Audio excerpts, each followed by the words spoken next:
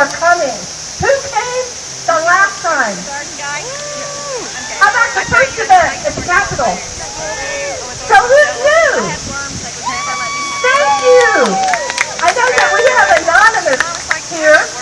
We can't really talk about Anonymous because they're anonymous. Thank you for coming. My name is Tony. This is a purely volunteer event. We always welcome people to help. There's room. I like to think there's no leaders. We're all leaders. This is a group thing.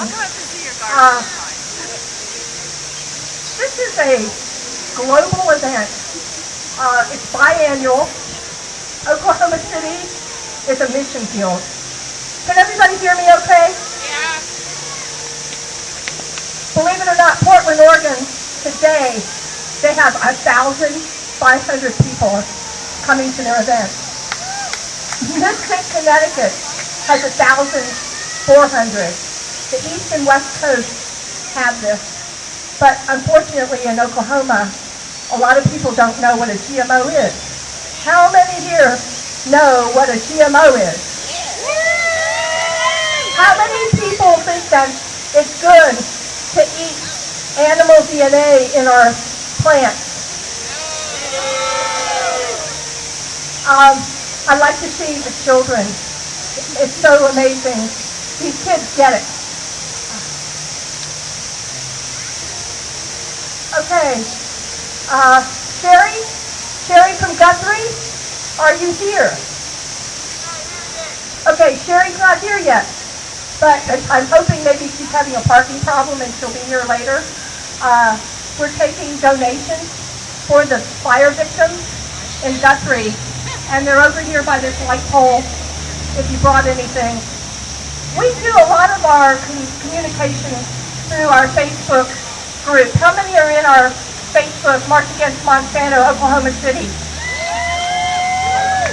So that's where, if you want to know about what we're doing in the future, if you want to help, this is an excellent place for us to meet. And if you're not on Facebook, get one of your friends that is on Facebook to tell you what's going on. Okay, when we're going to march, we're going to first have some speakers, and then we're going to walk a 4-square area, and we're going to have our banners. We're going to pass out flyers. I was told by a lady that we scared the horses last time, so if we're by the horses, let's maybe go a little softer around the horses. Your children, please keep the children close to you. We don't want anybody to have an accident, so just be careful. We have to stay on the sidewalk and obey all the traffic signs and warnings. We're going to pass out flyers as we march. If you're filming, we encourage you to post your pictures to our Facebook group. And also, March Against Monsanto, the main group would like to have your pictures and your films because they always do a great global video.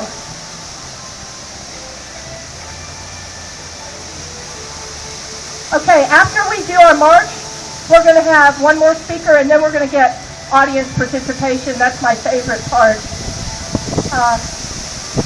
After we do our speech, this first half before the march, we're going to do a group photo. And we're going to all stand right here, and somebody's going to be on the other side, and we're going to take a group shot. Okay, I want to thank Angie, Lance, Christy, and Dave. These people are essential to this going on. So without volunteers, this wouldn't happen. But actually, every one of you is important, and every one of you is an activist. And you influence people one way or the other. So thank you all for coming. My first speaker is Lance Stoltz, a.k.a. Bill Murray. Lance is a former Marine whose path of patriotism led into the world of activism. He currently works for the freethoughtproject.com, It's a new website which is gaining traction in the web-based alternative media. He decided to take on the fight against GMO and Monsanto when he heard about the dangers that GM foods place on our food supply. The revolving door between our government and the companies like Monsanto with the FDA and other alphabet soup. Where is Lance? Come on up.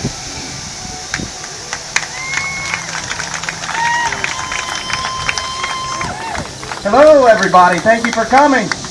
Hopefully this information that we're giving you today will better arm you in this fight that we have. Since the media doesn't want to talk about this, we have to be the media. So each and every one of you are the media.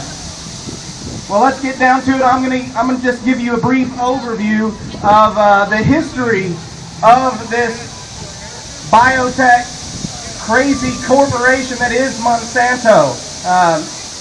They are an evil biotech leviathan that has a trail of blood and crony capitalism in their wake.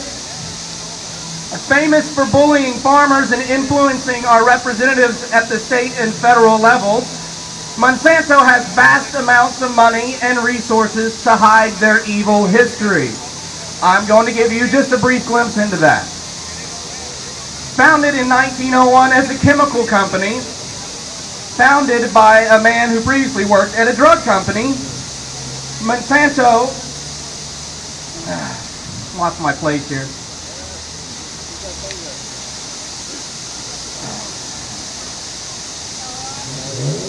Their first product was an artificial sweetener called saccharin, which they sold to Coca-Cola. There were studies done in the 70s and 80s that showed that saccharin could be linked to cancer, so that was their first product, is the first thing that got taken off of the shelf. In the 1920s, Monsanto began manufacturing and selling PCBs. This was first considered an industrial wonder chemical, which were used for lubricants, hydraulic fluids, waterproof coatings, and liquid sealants and other things. PCBs are now considered one of the greatest chemical threats to the planet. They are linked to numerous problems, including cancer.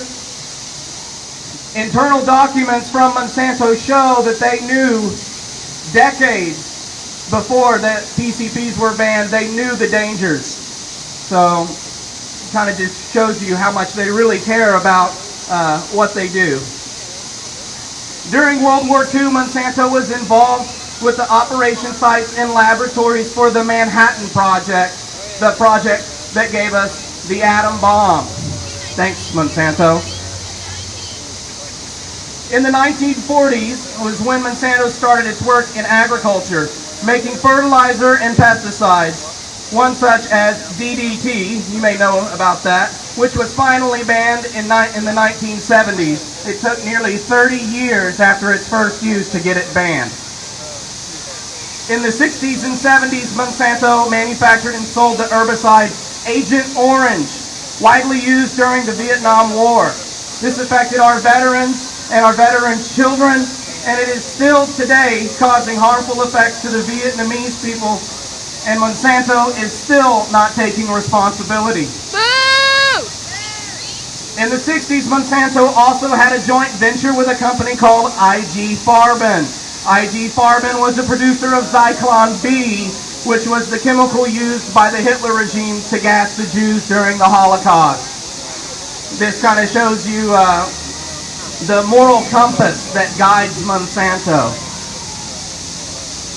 In the 1970s, Monsanto brought their herbicide Roundup on the market with this active ingredient glyphosate. In the 70s, Monsanto brewed Cycle Safe, the world's first plastic soft drink bottle. It was banned a year after production due to the health dangers it caused. Are you seeing a pattern here? Also in the 1970s, the artificial sweetener cyclamate was pulled off the shelves because of its link to health problems. In the 1980s, they began their research creating GMO foods to make plants resistant to their herbicide Roundup. And we'll fast forward more to today. In 2012, a French scientist named Seralini published a study of GMO corn. He recreated a Monsanto study. He used the same strain of rats, just extending the length of the study. And it proved that these GMO corn in third and fourth generation rats gave them tumors, and they were infertile and couldn't have any more babies. So that's in the third and fourth generation. So we're not there yet, but you can kind of see, how that might turn out for the human species. In April of 2013, a peer-reviewed study showed the consequences of glyphosate use are most of the diseases and conditions associated with a Western diet. Glyphosate is the active ingredient in Roundup, and this is what this study said that it can cause. Gastrointestinal disorders, obesity, diabetes, heart disease, depression, autism, infertility, cancer, and Alzheimer's disease.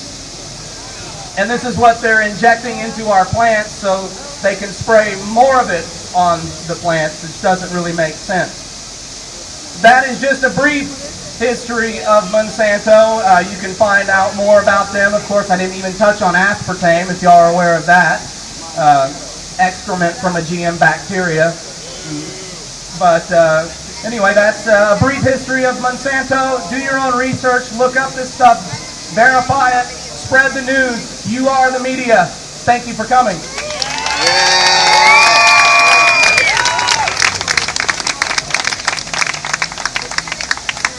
Easy. Okay. The next speaker, we had somebody drop out at the last minute, and I only met him yesterday on the phone. But I went to his website, closertoearth.org. If you're filming this, or if you have a good memory, you might check that out. It's awesome. On YouTube, I saw a video by Ron Finley. He's the guerrilla gardener in South Central LA. It moved me. If y'all get to YouTube, Google Ron Finley. And he did a TED Talk. And he was talking about how you help the poor, the disadvantaged, the people that are hungry. And it's an amazing video about how he did urban gardening in abandoned lots. And I thought, wow, wouldn't it be awesome if we had something like that here in Oklahoma City? Only as the economy gets worse are people going to get hungrier and hungrier. What a way to fight back is grow your own. So without any further ado, Alan Parlier.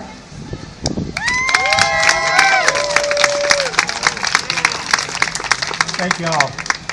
So, as she said, I'm Alan Parlier. I coordinate a youth group called Closer to Earth.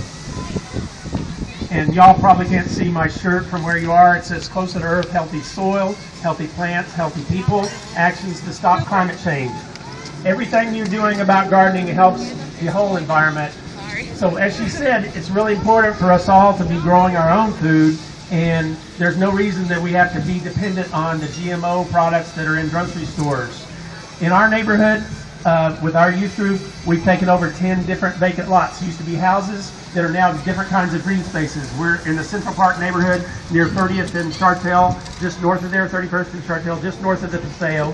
And we take care of 10 different vacant lots, and we turn them into different kinds of green spaces. And the heart of organic gardening is compost. So I want to challenge all of you today to say, we can all do more. It's important to be We can all do more. It's important to be protesting what Monsanto is doing and those big corporations like Bayer, but in our own pockets. Every time we spend money at the grocery store, we're supporting those companies. Every time we spend money on food that's not locally grown, we're supporting that kind of movement. So I'd ask you to make some changes in your own life, to buy more local food, buy more organic food, buy more organic cotton t-shirts, organic cotton. Cotton is one of the worst pesticide crops in the United States. The shirts we get are grown and sewn, grown in Texas, sewn in North Carolina, and we can all do better in that kind of regard. Now, first, before I share more about what we do with the kids that we work with, I want to share a couple of things that have really scared me in the last week. There's an organization in California called Biointegral Resource Center. They put out a publication called Common Sense Pest Quarterly, and this recent current issue talks a lot about neonicotinoids. Neonicotinoids are a kind of pesticide that is pervasive now. Bayer Company and Monsanto work together to treat most of the seeds in the United States. So we've heard a lot about how bees are being killed through Monsanto's action. It's not just bees. Bees in itself would be horrible, but it's also killing our beneficial insects, our butterflies, and our birds. A lot of word is being put out about how our birds are being killed, but I want to share grassland birds are in decline, and about 25% of the species protected by the Migratory Bird Treaty Act are in trouble. At least 72 million birds are directly killed by these pesticides in the U.S. every year, and sublethal effects are probable in 10 times that many, so it looks like maybe 1 billion birds a year are being killed by these chemicals that Monsanto and Bayer are putting on our crops. And you say, well, how does that happen? Because the seeds are treated and then they're planted, but through seed spills, how many seeds does it take to kill a bird? It says here that 1 treated corn seed spilled on the ground, eaten by a bird, can kill a bird. 3 to 4 cereal seeds, 4 to 5 canola seeds are lethal to these birds, but 1/10 of a lethal dose will cause chronic and reproductive effects in those birds. So this is really getting pervasive. We need to take a look at how we can stop what Monsanto is doing and what Bayer is doing. Besides the bees, our beneficial insects, and our worms. He talked about all the different things that Monsanto has done in the past. Right now, in your yard, if you live in Oklahoma, something that we ran into whenever we took over a vacant lot in our neighborhood, if there was a house there, it was treated by a Monsanto chemical called chlordane. Chlordane was used for 50 years as a termiticide in Oklahoma. It was banned from above ground use in 1978 and below ground use in 84, but it's still exported from the United States to countries, so it still comes back to us in our bananas and in our imported fruits. Chlordane is so toxic that when we got our community garden site on Northwest 31st and Chartel, we were told by all the state agencies not to put our hands in the soil because of dermal contact, dermal cancer cause. We discovered that it's easily remedied by creating a compost pile. So I want to encourage y'all to start composting, because compost allows the earth to start doing its own healing. All that microbial activity will help heal the soil.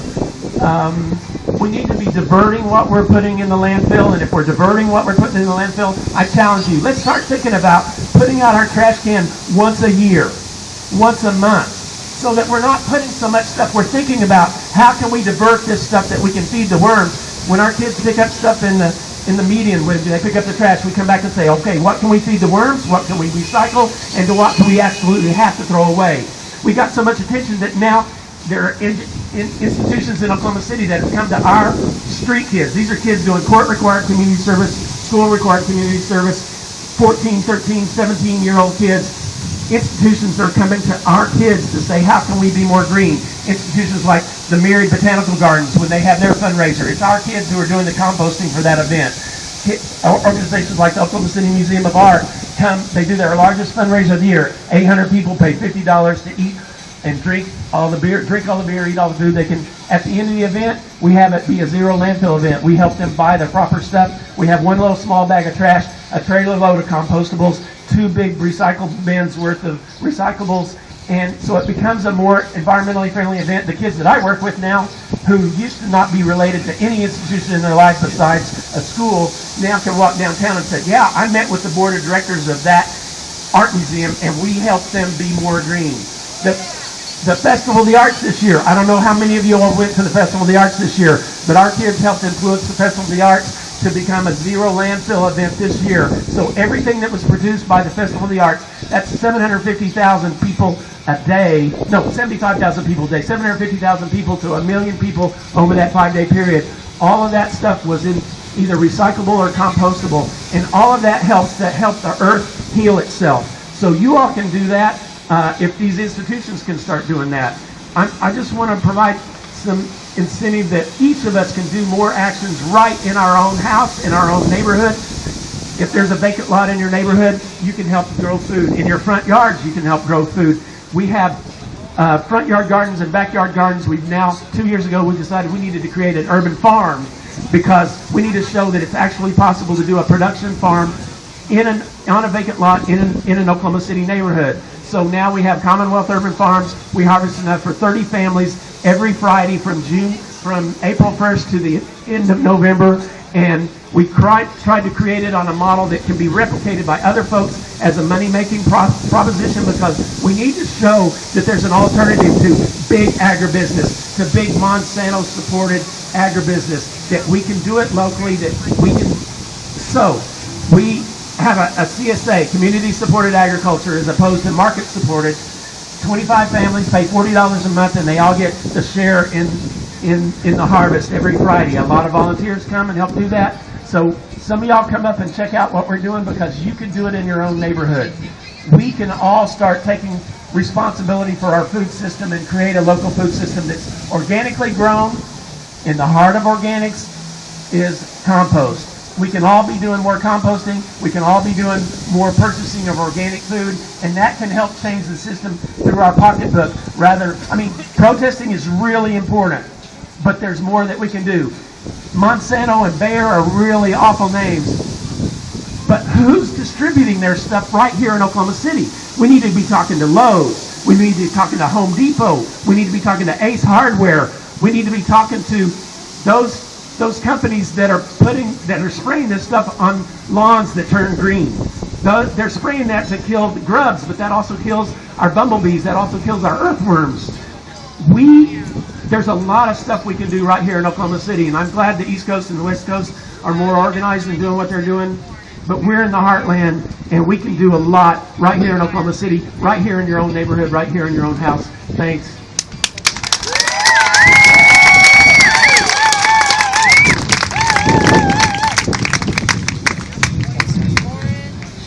For a last-minute substitute.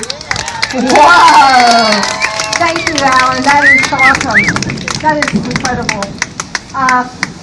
There's also one thing about it. There's flyers and things that you can grab if we get to the March part, that you can take and help pass out to people as we're walking by. Our next speaker is an icon. He has spoken. This will be our third event, and he is speaking the third time. Bob Waldrop. He's a native, fourth-generation Oklahoman. He was born in Tillman County in southwest Oklahoma, and all 8 of his great-grandparents came to Oklahoma Territory before statehood, so I think he has deep roots. He is the author of iPermi, How to Permaculture Your Urban Lifestyle. Bob is the founder of Oscar Romero Catholic Worker House, which delivers food to the people in need who don't have transportation. I'm going to get on my soapbox. I love sports, I love thunder, I love movies, I love all that. But why can't we get more people to help Bob distribute food to the needy than we have? We fill up stadiums. And we need people to be invigorated. I feel the rain. We're going to get Bob on. He's going to speak as long as he can.